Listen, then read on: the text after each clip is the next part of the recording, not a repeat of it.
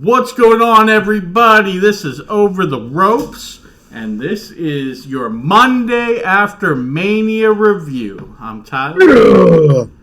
I'm Cortland, and I'm fired up. And what a fucking Raw, huh? Really, really good. Raw after Mania rarely disappoints. This one absolutely did not. I'm excited. Sometimes, we get some of these shows and I'm like, this show is going to drag. This show is going to rock. This was a great Raw.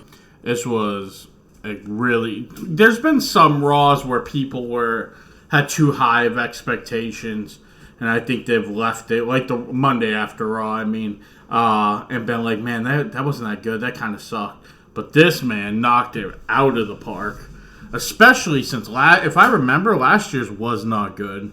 Because there was that really long promo with Cody and The Rock that dragged the first 40 minutes of the show. Oh my god, it was forever. Yeah. Oh, and the awkward thing with the watch. Yeah, which never got explained. I feel like there's really no returns or anything last year that I can really remember. So, because most of the returns that came around the Rumble, Andrade, and stuff like that. So. Yep. Yeah, no, I feel like this one just knocked it out of the park. Literally from beginning to end, no bad segments. Nope. Not a single one. Maybe one, and we'll get there. But, so after having 2 nights to sleep in a little bit, think about it, do you have any lingering thoughts about Mania? After Raw, maybe? Do you have any kind of new thoughts or anything? Yeah, I still wish the SmackDown tag match was on instead of the Raw tag match. Yeah. The Raw tag match just did nothing for me. It really didn't. Otherwise, I think I feel, relatively the same. I do kind of want to go back and watch the women's triple threat, because, man, Rhea Ripley had a shiner. Yeah, she did. Last night. I've rewatched some of it. I'm excited to rework my way through it, With some of these big shows, I like to watch them twice, take everything in again. I spend most of my time just watching Joe Henry's entrance over and over again, but you know what? There's nothing wrong with that. No. So I rewatched the men's triple threat. And the one thing I really, really liked was the difference in Paul Heyman's reaction to turning on Punk and turning on Roman. Now, with Heyman, it can always be an act. So, we kind of have to take it for what it is, But he was in straight tears after turning on Punk. Felt very guilty turning on Punk. Screaming at him. Hold on, give me 1 second. Talk for a second. Yep.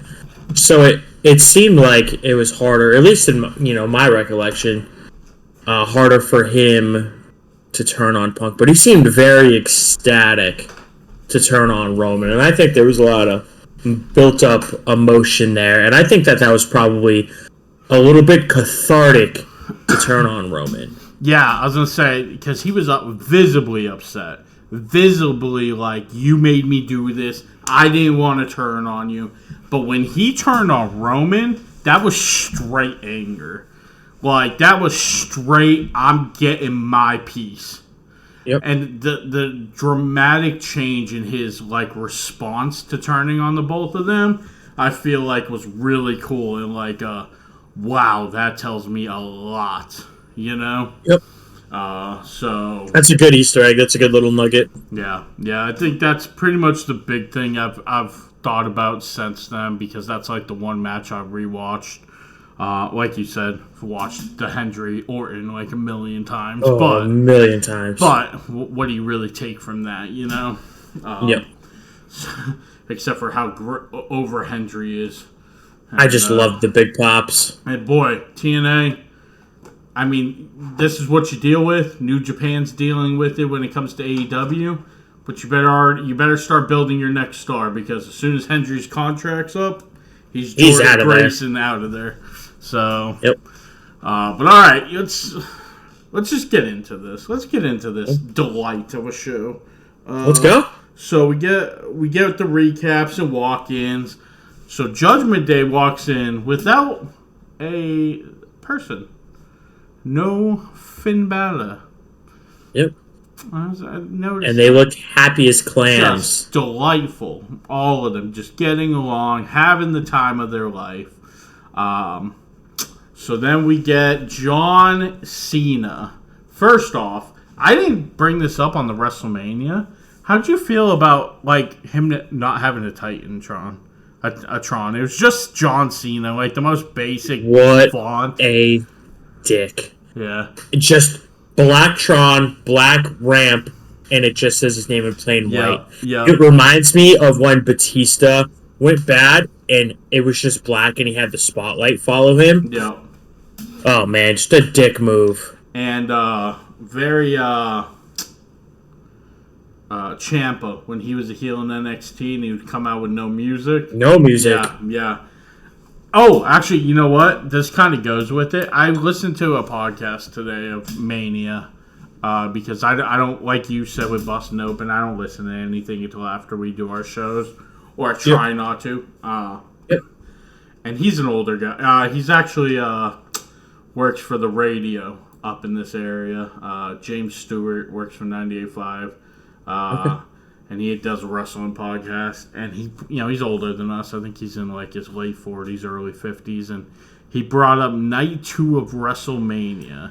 He said was a WCW pay-per-view where extremely good undercard and a very slow-paced main event. And I thought about it, was he's not wrong.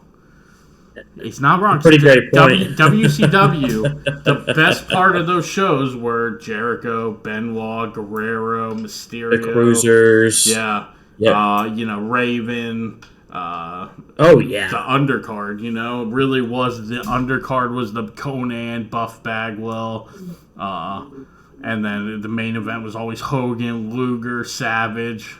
Where it was all right, well. We don't need the main event, but we already saw the good shit.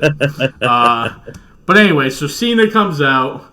The ref announces him, or the announcer announces him. Cena tells him to come over here, whispers something, hands him something. The announcer says, "Apologies. I've been informed that my announcement has been deemed disrespectful. Ladies and gentlemen, please welcome the greatest of all time. Never before seen 17-time champion gracing Las Vegas for the final time, the last real champion, John Cena." What a dirtbag. Did you see that they're cutting off the Universal part of that championship? Universal's done. I did not. The lineage is over. Finn first, Roman considered the last. So it ended with Cody, but they're officially now saying it's done, which is good. Frankly, they need to take the Undisputed off of that title and just needs to be WWE champion. WWE, yep. Yeah, but so Cena cuts down the crowd for cheering him. Says this isn't how a functional relationship goes, and he tells everyone they can go straight to hell. He scans the crowd, and he's like, He's like, is this how you treat your wife? Yeah. Is this how you treat your kids? No. Yep. No. This is not how a functional relationship works. And Cena talks about how this is the show fans normally hijack, but they've gone soft because their only chances are we're not sorry, because he told them that everybody owed him an apology. So they started chanting, "We're not sorry." And he said, "That's the best you got? This is the show you hijack? And this, we're not sorry, is the best chance you got?" So he points to the Titantron, has the 36 dates. He says, "I told you guys from the start. 36 days. That doesn't mean 36 matches. That means 36 appearances." And so he starts counting down the days that they've already used, and it goes down to 27. He said, "You say I can't wrestle, but I don't have to. I just have to show up and do this. And when that hits 0, the professional wrestling timeline stops cold. And he says, don't get me wrong. I know there'll be a Raw after me. There'll be a new champion. I'm not that delusional. But you won't have a real world champion. Because that will be me. Cena says there's no one in the WWE with the strength, speed, wisdom, or ruthless aggression of John Cena. But unlike the fans, he has heart. And he'd like to do something for everyone. He tells the fans to pull out their phones, get a picture, because the real world champion is here. Now, I don't know if you heard him, but as he turned, he saw Randy, and he goes, oh shit! And as soon as he says shit, RKO out of nowhere. And they had it framed perfectly where you see Randy slide in and just the cheesiest smile. He's cheesing from ear to ear. And Cena turns, says, oh shit, and just gets RKO'd, leveled. Yep.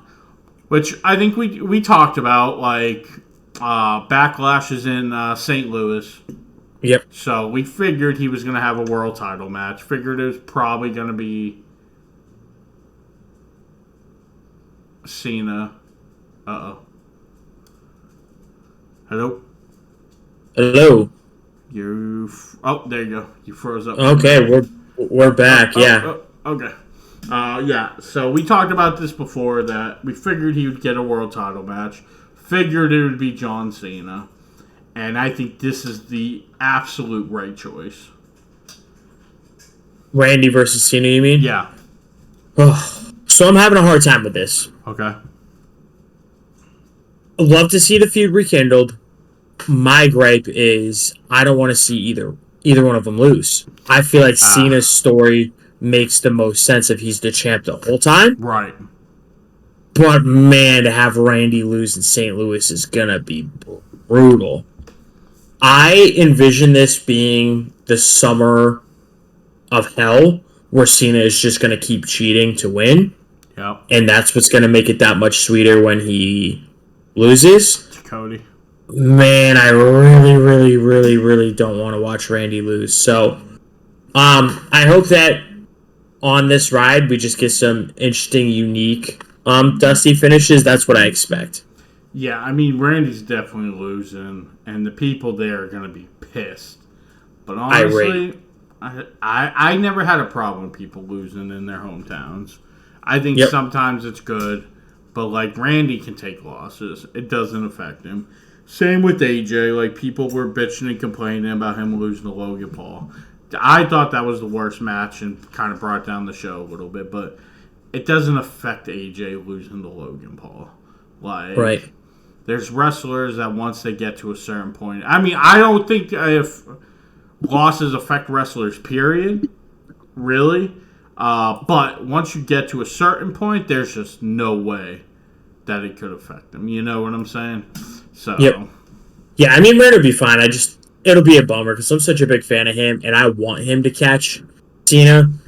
And so, I mean, if he does win, I feel like Cena's just going to win it back right away. But then he's at 18, you know? Yeah. So, and that's part of the intrigue here, you know. Does he lose it and get it right back? Right.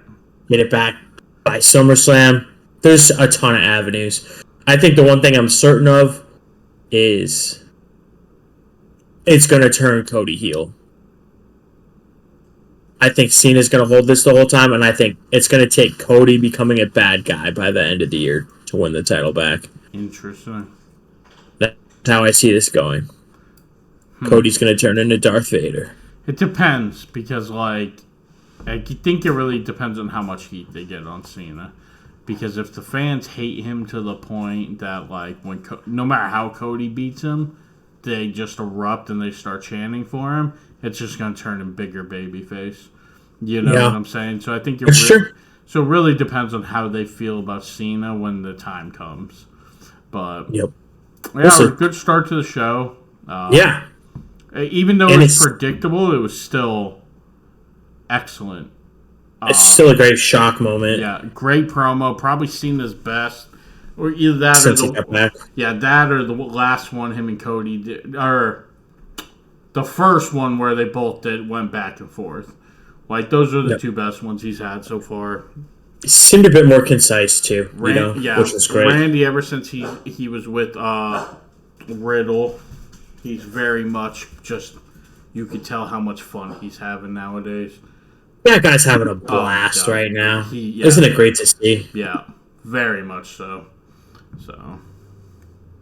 And you know the show would stay strong, and it wasn't our first big shock of the first hour.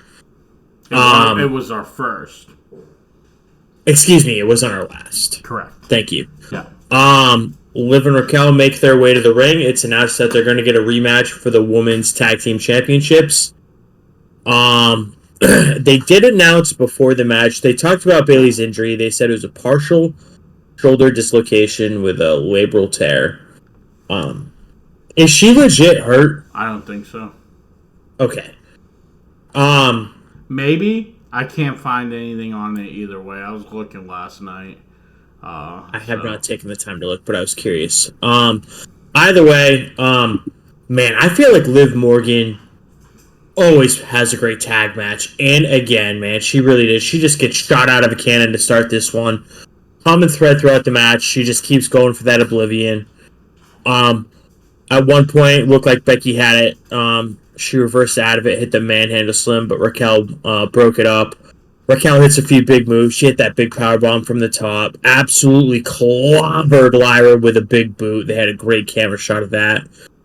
But persistence was key, and Liv finally hits the Oblivion on Lyra. Yep. And new tag team champions. Liv and Raquel win them back. Yep. Twitter or X, whatever you want to call it this week, blows up. Why did you put the titles on them just for 2 days? And it's like, just shut up. Just shut up and wait. Right. And my lord. So Lyra is the one who eats the pin. Mm-hmm. Becky comes over and helps her up. And I'm just grinning because I told you this over Mania. And Becky beats the shit out of Lyra. Yeah. Yeah. And not just once, she goes to leave, she comes back. Clobbers her some more. Goes to leave again, clobbers her some more. Mm-hmm. Heel Becky is back. We'll see if it sustains this time. They've tried this before. It doesn't always work. I had that sneaky suspicion. You turn Seth. Generally, couples turn together. And my lord, did they ever. So it felt good to get that prediction in. Absolutely nailed that. My question, is she the next Paul Heyman woman? Well, there's a couple. But I think there's a couple things. First off, I think if we're being honest, if everybody's being honest, Liv was the MVP of the women's division last year. And she is starting off strong straight out of Mania. Liv is somebody who, for me, I always liked, but I was like, oh, she's going to be like that one that you like, gets cut, and you're like, man, they could have done so much more with her. You know what I'm saying? Yep. This year has completely changed my view of Liv Morgan. Character-wise, match-wise, she just knows herself and her character better than most people on the roster. Her and Rhea probably know their character better than anybody on this roster right now. You know who she reminds me of in a way? Who's that? And hear me out. Trish. Trish came in, wasn't really, she was like a bodybuilder or like a model. Yeah, she was a model. And she was just like, model. She was a pretty face. And then all of a sudden, you look back and you're like, damn, Trish got so much better. And that's how I feel about Liv right now. Like, Liv's story was that she was a really big fan and all this, but she was, always part of a group, kind of was just there, pretty face. And now, all of a sudden, she's just really damn good. Yeah. Like, I look at her more, and partially because of a visual, and you'll understand when I say it.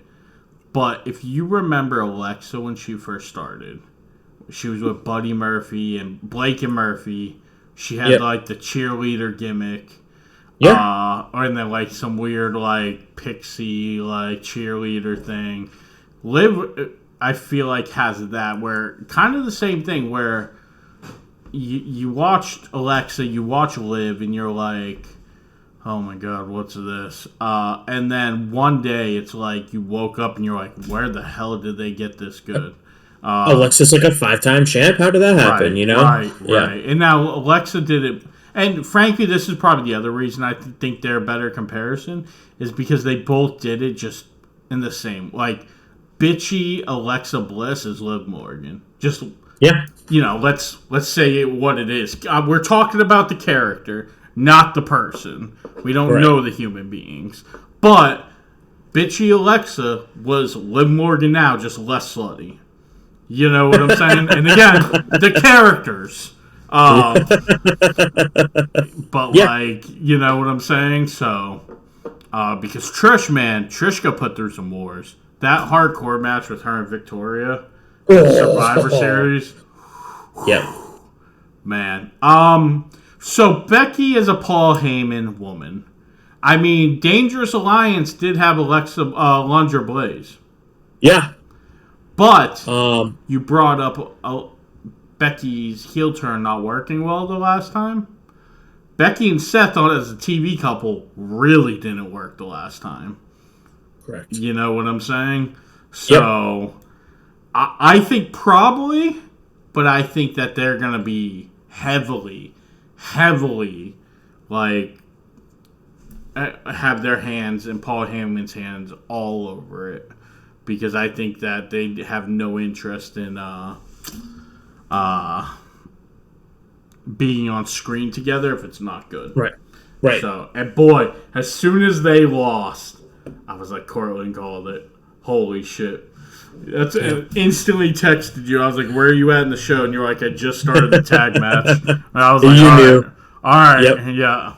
The other thing that really excites me about this is so good for Lyra. This is going to build a ton of sympathy for Lyra. People are going to care about her a lot now. And she's going to be meeting with Becky.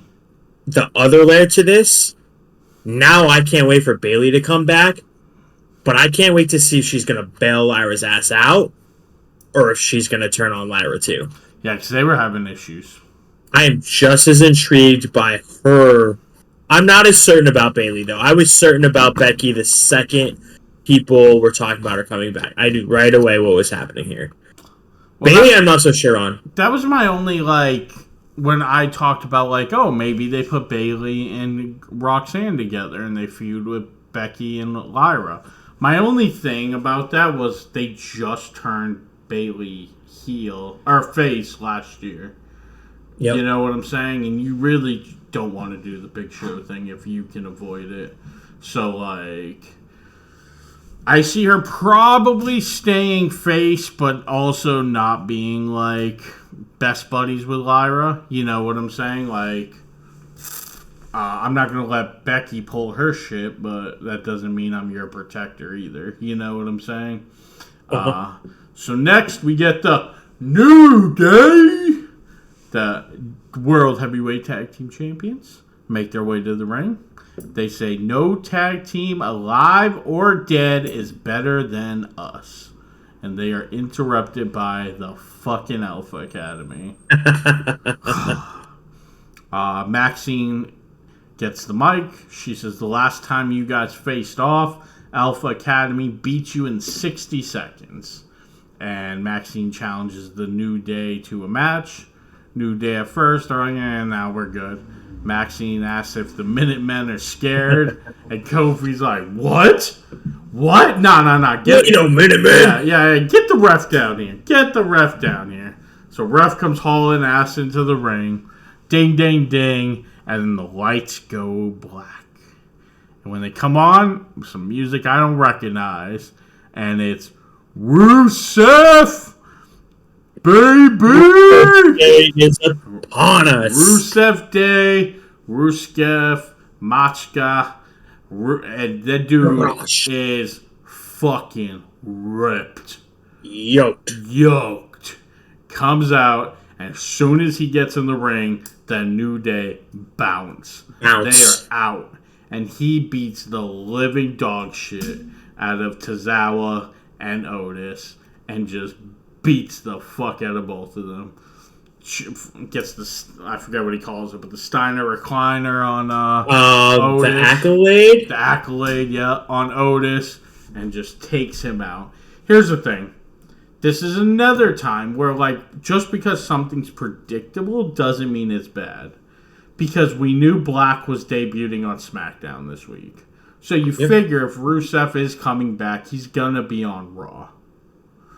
Just common sense wise. And you figure when's a better time. So, like, I feel like once Mania was over, he wasn't Randy's opponent.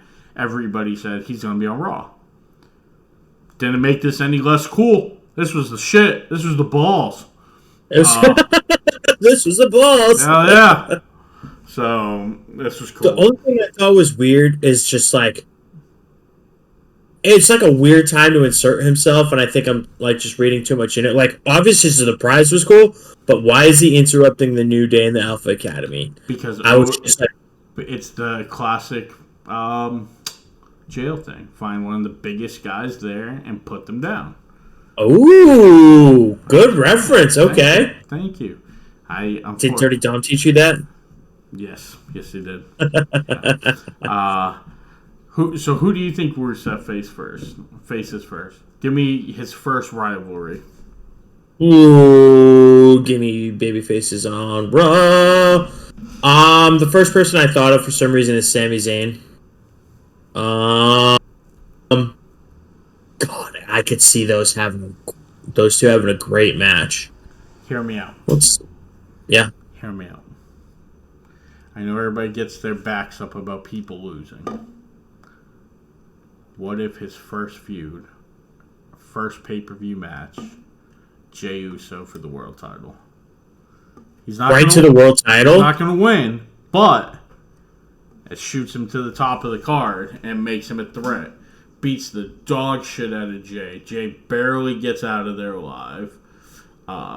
And then maybe he goes on to, like, Sammy, Jay's buddy. Or if Sammy and Jey go into a feud, he can go to somebody else. But yeah, I was thinking of working his way to Jey. But start him off with Jey. Start him off as a threat, a monster who Jey survived. You know what I'm saying? Rusev Crush. Hell yeah. So then we go back to the Judgment Day Clubhouse. Dom says it's the best weekend ever. Him and they're all, all the gold. All the 3 gold. titles. All the gold. Finn approaches and says nothing. Just goes face to face with Dom. And Liv, as tiny as she is, has to literally squeeze in between them. And is like, hey, we said a win for one is a win for all. As long as it stays in the clubhouse, right? And Finn says, you know what? What happens in Vegas stays in Vegas. And he dabs Dom up. He says, you know what? I'll be out there with you tonight. And you can just see him seething. He's so pissed. He's so pissed. And we get more of the Judgment Day later. Yeah, we will come back to this. But before that, we get the WWE Women's Champion to the ring. Io Sky, she cuts a little promo. She says last night was the best night of her career. She beat the best in the business, meaning that now she's the best. And of all the music to hit, this was one I never saw coming. No. Stephanie Vauquer's music hits, and I'm like, what? Yeah. She comes out, she congratulates Io, introduces herself, and she's like, I'm here because I want to fight the best. I love that this was 5 years ago. Vince would never have had 2 women who can barely speak English in a promo face to face. Yeah, and I thought of that too. I was like, the English here isn't great on either side, but that's okay. But it makes it better because that's who they are. Like, and let them do their... Stephanie does a great job of mixing What does she speak? Because she's from. I think she talks in Cuba. Spanish. She's Chilean. Yeah, something like that. So mixing her Spanish with her like English, she does a really good job with it. And she talks to you like, "Hey, I know you probably don't fully understand me because, but I've just, dude, Stephanie's a megastar. She's gonna be the top of this division so quick. I mean, this quick into her tenure, she's fighting the champ on Raw. Let's go. Yeah. They have a great match, and immediately I'm just like, oh man, I can't wait to watch this happen over and over when they get some chemistry. Mm-hmm. Match ends in a DQ. Roxanne Perez interferes, and she is joined shortly by Julia, and the surprises just keep coming, and I'm like, holy shit. I think somebody said this last night, but smoke show. Like, Julia, smoke Unreal. show. Just nuts. Unfair. Yeah, it was like, where did this come from? She's in, like, all black leather, like, and you're like, oh, so you're bad guy now. Gotcha. Like, and the hair has changed since she went bad. She's got dreads now. Yeah. So Roxanne jumped on Vakor. Julia jumped on EO. The beatdown is on. Rhea comes down, runs him off. My brutality. And Rhea and Julia exchange a look, and all I can think while I see these five is the matchups down the road between the five of these. Oh my Lord. Listen, we both agree, because I know we've talked about it multiple times. We both feel the same way about Stephanie. And I think most people do. The fact that they had Julia stand in that ring, and she did not back down from Rhea. She was not scared. To the point, she puffed her chest up to the point that the crowd starts chanting, "You fucked up." Yeah, she did not back down at all. And I love that. Badass. Badass. Yep. And like I said, if all you do is puffed your chest out and you got the crowd chanting "You fucked up" because they know what Rhea's about to do to you, like, that is when you know you have characters who are over. All of these girls are over. Every single one of them. So. Yeah, I thought this was an awesome segment, but now I'm like, well, how quick are they coming up now, you know? I'm hoping it's just a little dabble of the feet. I think. But I'm sorry. No, go ahead. Sorry. No, that's all I had. No, like, they've dabbled with Roxanne. I think Roxanne's coming up. I think this is a let's see what Stephanie and Julia do. I bet at some point we get one of these dabbles with Jordynne Grace, maybe on SmackDown. Maybe even this week we get a little dabble just to see. Maybe like Trick or somebody, you know. But what a segment! This might be my favorite segment of the night. I was so shocked, and it's a great match. Yeah. So next we get the new World Heavyweight Champion, Jey Uso. Heavy Yeet. And let me just say, I love Jey, and I'm happy he won, but this was not that great of a segment. I feel like Jey did not had a great weekend. Which is my last note implies the same feelings I had. But I'll let you. I'll let you get through it first. Jey comes out, yeets for like 10 minutes. Says he gave everything he had. He made Gunther tap, and Sami Zayn music hits. Sami hugs him. He says it's hard that I missed Mania. It's been hard to be gone the last 8 weeks. Doesn't say why he was gone. He said he almost didn't make it to Vegas, but he had to become because he needed to be the first one to congratulate Jey. They start yeeting, hugging. Jey gets up on the top. Sami gets on top, but then Sami gets off and stares at Jey. I thought there was a heel turn coming for a minute. And I was like, oh shit. But nothing came of it. Then Jimmy comes out. They all have like a weird like love fest in the ring. Then they have another love fest on the apron. And it was just not a good segment. It wasn't really appealing. Nothing happened. Like, Yeah. I feel like I mentioned Sammy as one of the... Because you were talking about who do you think is going to be the first opponent. right. And isn't that who I said was Sammy? Mm-hmm. So when he came out, I was like, bingo. And I was waiting for it too. This segment just dragged forever. It almost seemed like something was supposed to happen, and it just never did. Right. But this segment was like 5 to 10 minutes too long. Way too long. Like, yeah. it's cool to celebrate, but it's just like never... It just felt kind of awkward. Yeah. Yeah, no, I didn't like it. But I think... I'm telling you, I think all this cross shit is going to come to fruition. I think he's going to get all these people to turn heel. I think Sammy's one of them. That would be interesting. So afterwards, we see Kathy Kelly. Did you see the reports on her? That she started wrestling? Started training to wrestle? And that she might be like an on-screen manager or something? I did. You know who that's going to piss off, right? I do not. Who do you know? Remember who just left because they were told no when it comes to this? No. Samantha Irving. Irvin? Yeah, Oh. she wanted to be like on TV character. She wanted to do more shit, like, and they were like, "No, you're a great announcer." Like, Oh, really? yeah, Interesting. yeah. But I mean, Kathy Kelly's great. She was great on her first run. She's been great since she's been back. Her chemistry with some of these, her and Rhea.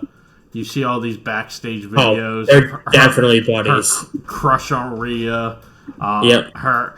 She reminds me of Renee. Okay. Renee was so damn good. And again, I promise people I don't say this to be a dick and to throw shots. It's gonna sound like it. But unfortunately, Renee falls in line with these other people who have, for some reason, gone to AEW, and it's just been nothing.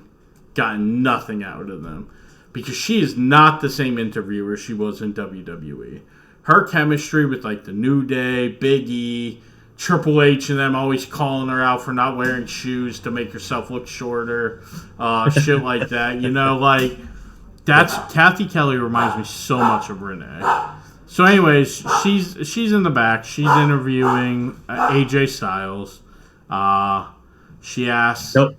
Jackie's on with AJ. Kathy is with Logan Paul.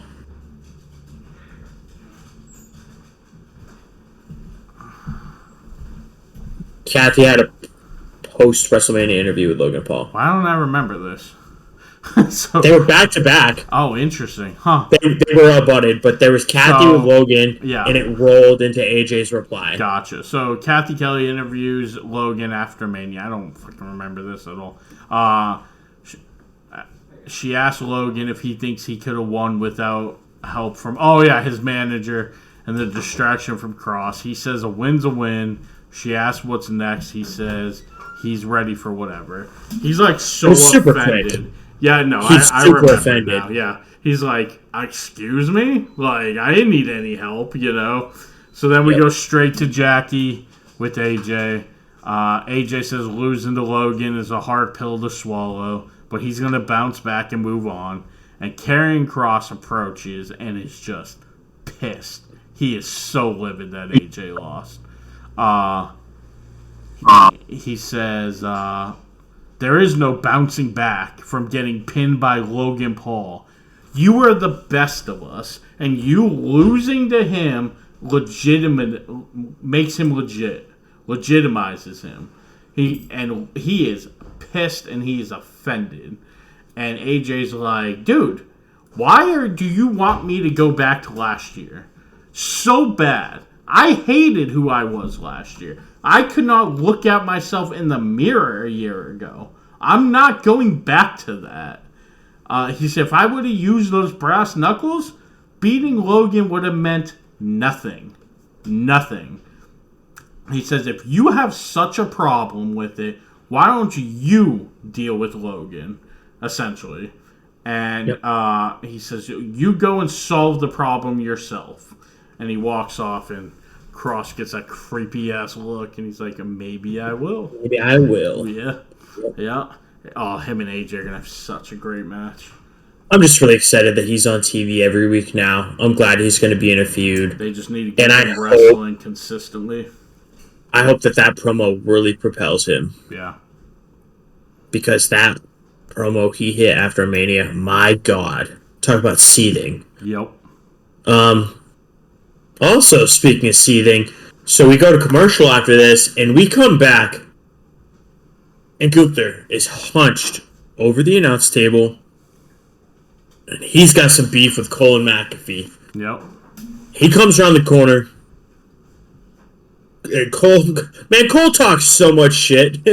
Cole's like, "Hey, man, I'm not the one who tapped out," and I'm just like, "Oh, brother." I love that this dude has no fear. He's old as shit. He's out of shape. He's not a fighter. And big ass mean Gunther is in his face. And not only does he say, "I'm not the one who tapped out," but he stands up and says it. Stands up and says it with his chest. And was like, "I'm not the one who tapped out." The fuck is wrong with you? He did not back off. No. And so Gunther rips off his headset and glasses, pushes McAfee down like violently. Starts to choke out Cole. McAfee runs up, hits like a bit of a forearm. Dude. It's enough to chase Gunther off for just a sec. McAfee clocks the shit out of Gunther to get him off of Cole. Yep. Just for a sec. And my dad had texted me and he's like, there's a brawl, and I don't know how real it is. And I'm like, oh, man, I cannot wait to see this. And Gunther sneaks back in, and he has McAfee in that rear naked choke for what felt like an eternity, and I wish I had timed it. Yeah. But he has him in a choke forever. He's purple. Yep, the agents, security, everyone and their mother, brother, uncle, and cousin come out trying to break this thing. The McAfee boys jump the rail. Everyone who doesn't know who they are, like, "Oh my God, a fan jumped around!" I'm like, dude, that's Boston Connor. Chill out. Right.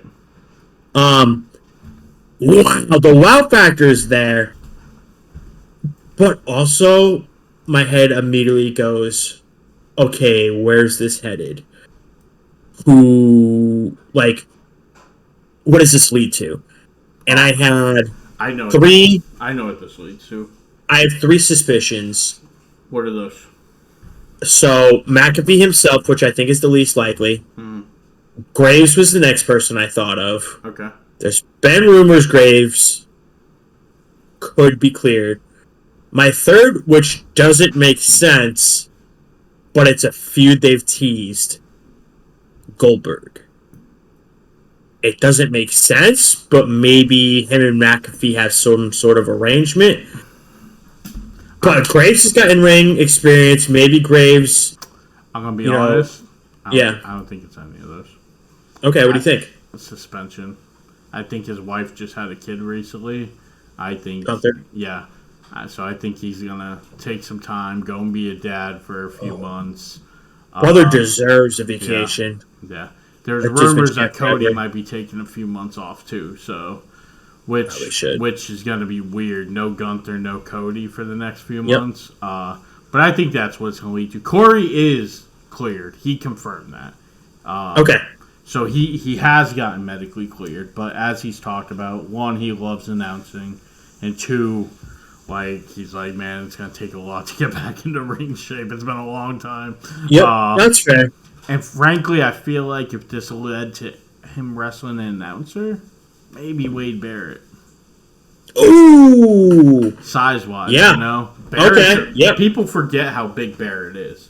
And they got that Euro thing going on. Right. Yeah, okay. Because I'm down for that. Barrett, it would just be a lot of strikes from both of them. Because like I said, people forget how big Wade Barrett is.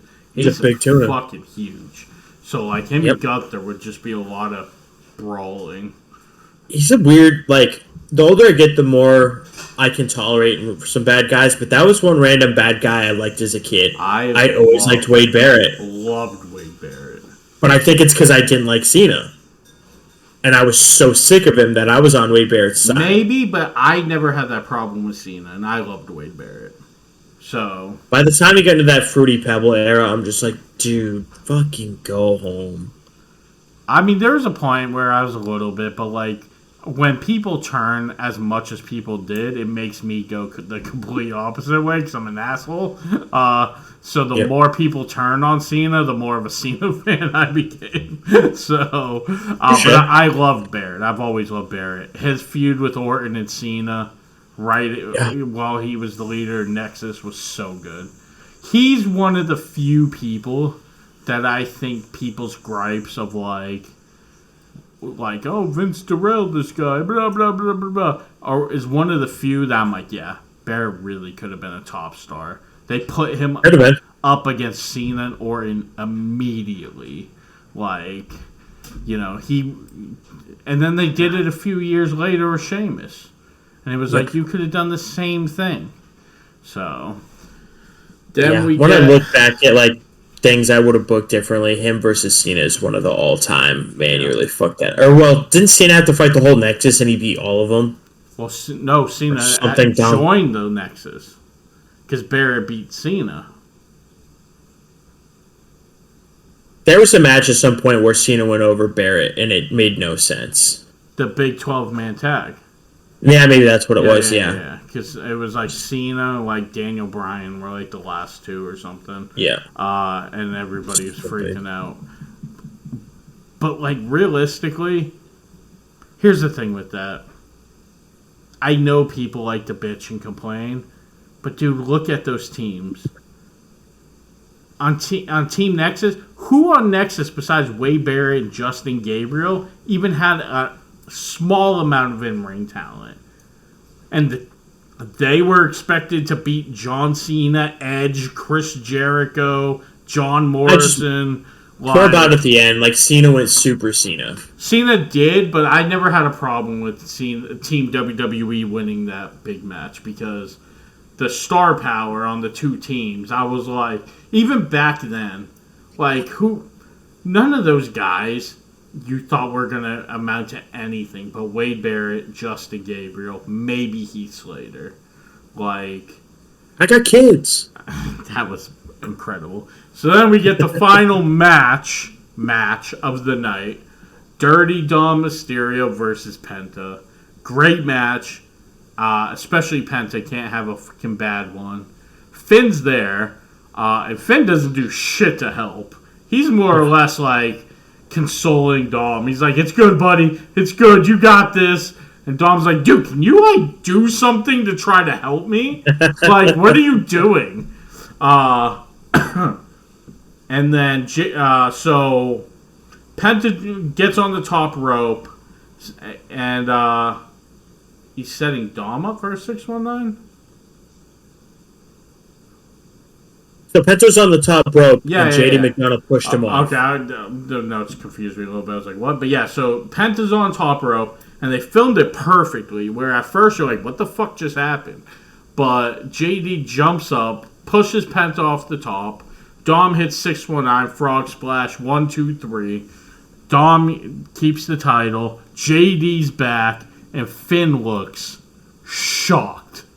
Finn had no clue JD because that's his guy. Yeah. Of all the people in the Judgment Day. Yeah. And that's his guy. He had no idea. And here's the thing.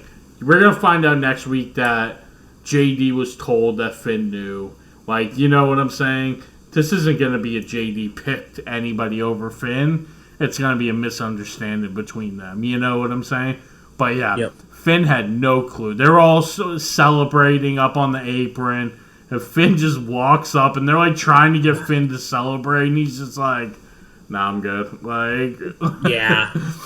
He just looks like that group project where everyone like is getting along and all pitched in, and then you were just kind of there because you had a different idea, but your idea isn't the one that got picked. He's that friend that there's always an issue.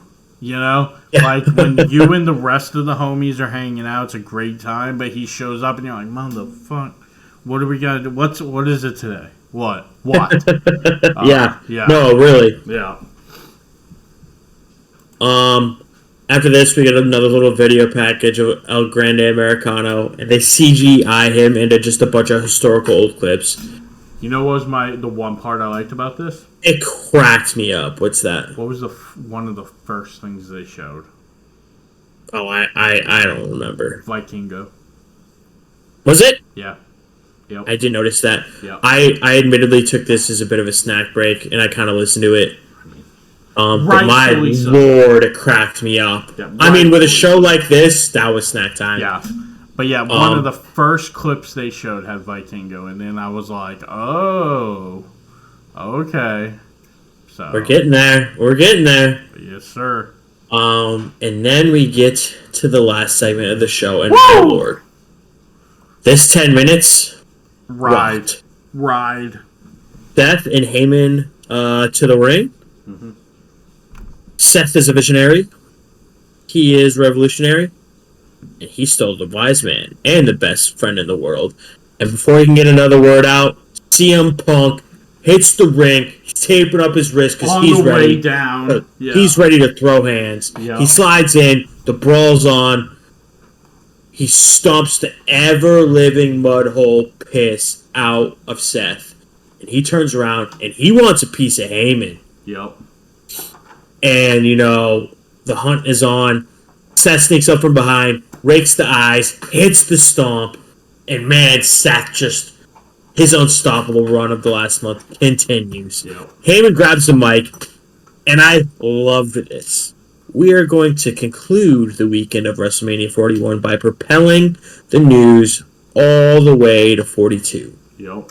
There is a new reigning, defending, undisputed #1 top star in this industry.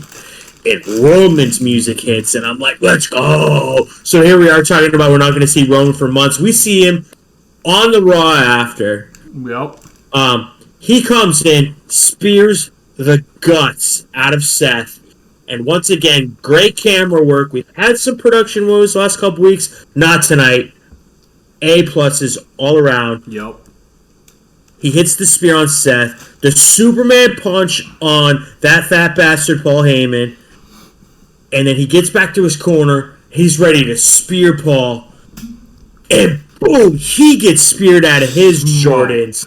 Yeah. And right away, I am just like, yes! Because I don't know if this was on the WrestleMania review or if it was just when we watched WrestleMania.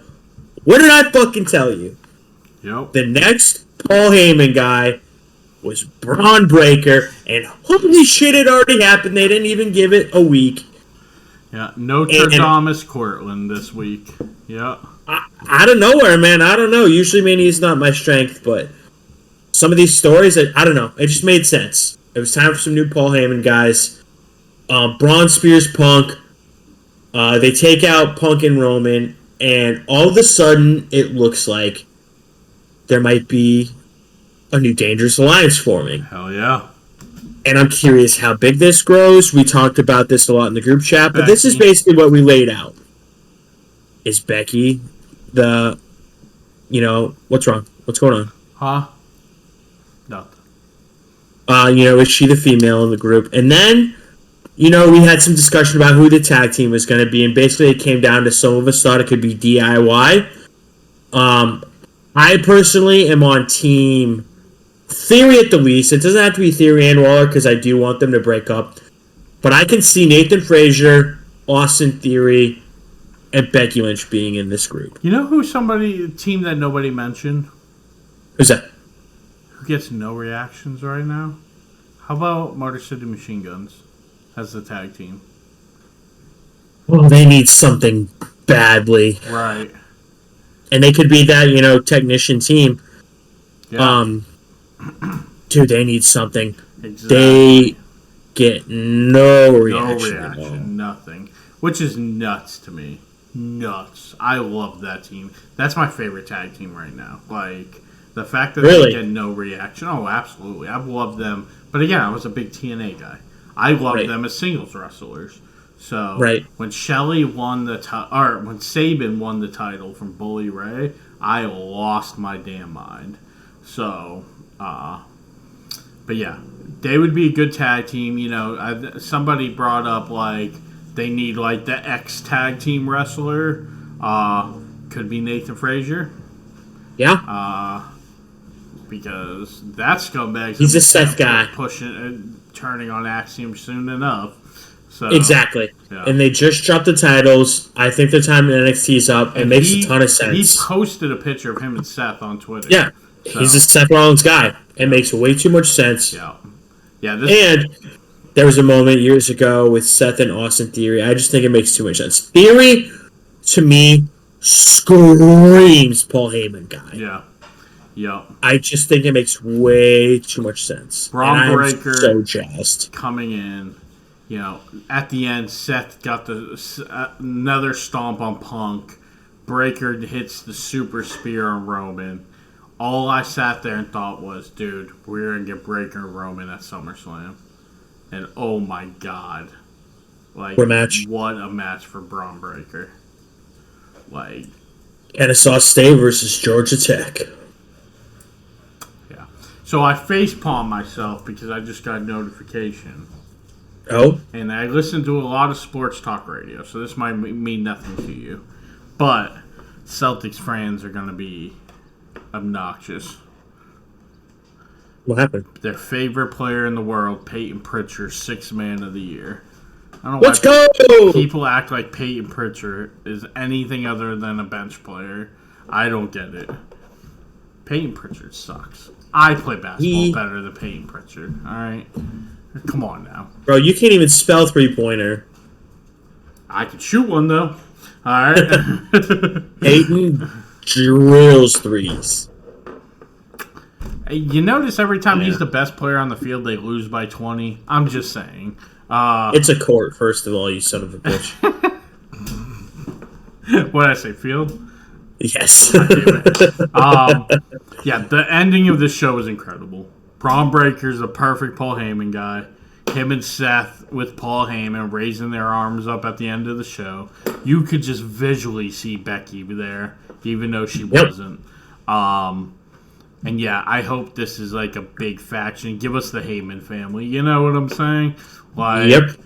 And yeah, we'll see where this goes, dude. I feel like we're going to get Braun Breaker and Roman probably at SummerSlam. We're going to get Seth and Punk a few more times. Maybe a tag match. Seth and Braun versus Punk and Roman. I'm so here for that. Yeah. Yeah, so it's going to be fun. It's going to be interesting. This is the best Raw after Mania in a long time. And like I said, besides maybe the J segment, just A+. Which was just awkward and long. Yeah. I know some people didn't like the Gunther segment. I liked it. I thought it was good. So super intriguing and very real. Yeah. I had so many people text me because you got to think about all the eyeballs this caught because it didn't just catch the wrestling fans. All the McAfee guys were tweeting about this instantly. And this is going to be all over like ESPN now. Well, if I'm being fair, the one thing I will say about that is they lingered way too long of him walking up and then through the back. Yeah, every 2 seconds stopping and like, make sure he's got some water. Right. That took way too long. The initial meat of it was great. Everything else took way too long. I did like Michael Cole's little rant, which we forgot to mention. Oh, hell yeah. Michael Cole went off, cuz. Yeah. Pierce says, hey, take the rest of the night off. I have Tessitore out there. And Cole essentially says, no, screw him. Like, how are we supposed to have fun and do our jobs if people think they can bully us? No. And he goes back out there, says he thinks he broke his nose. He's doing a little bit going overboard with the coughing and shit, too. But overall, what a damn Raw. What a Fantastic. Damn Raw. I can't wait to next week. I can't wait to see where this goes. We'll see Randy on SmackDown. Sure, we'll see some more NXT people. We'll see Aleister Black. Oh my God, I cannot wait. Yeah, and tonight we got NXT in 30 minutes. So Gigi and Tatum versus Liv and Raquel. Yeah, and then we'll see. And they were at Raw. They were, yep. And we'll see what other surprises NXT has in store. Oh, and Vicor and Roxanne for the women's title.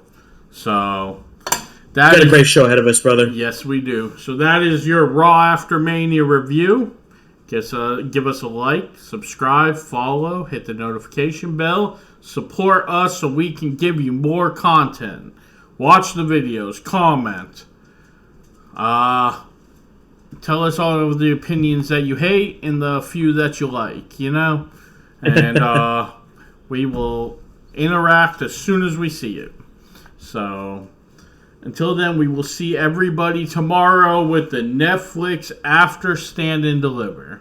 Everyone enjoy your wrestling, and peace.